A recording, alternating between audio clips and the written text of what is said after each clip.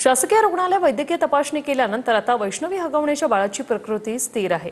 या लहान बाळात आम्ही आमची वैष्णवी शोधतोय अशी भावना कसपटे कुटुंबियांनी व्यक्त केलेली आहे।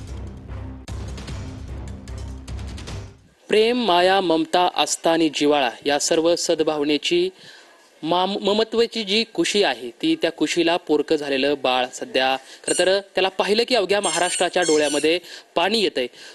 वैष्णवी हगवणे 16 मेला खरं तर सोडून गेल्या आणि हे अवघ्या 9 महिन्याचं बाळ सध्या त्यांच्या आजीच्या कुशीमध्ये आहे। खरं तर आई म्हणजे मायेचा सागर असतो, आई म्हणजे दुधावरची साय असते, आई म्हणजे प्रेमाचा सागर असतो।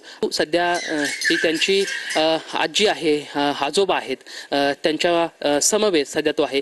ज्यावेळेस खरं तर तो हळूहळू मोठा होईल आणि मोठा होईल माझी आई कुठे आहे हे म्हणेन। खरं तर हे सर्व त्याचं वाक्य हृदय पिळकावून टाकणार आहे। आता सध्या आपण पाहू शकतोय की कसपटे परिवारामध्ये वैष्णवी हगवणे गेल्याच्या नंतर 10 दिवसाच्या नंतर सध्या ते बाळ सध्या घरामध्ये आहे आणि घरामध्ये असताना त्याला त्याच्या आजी जे आहे ते अगदी प्रेमाने आपल्या कुशीमध्ये घेऊन त्याला त्याचे लाड पुरवताना सुद्धा दिसत आहे। मात्र अवघा महाराष्ट्र या बाळाकडे बघताना सर्वांच्या डोळ्याच्या कडा मात्र पाणवलेल्या आपल्याला दिसतात।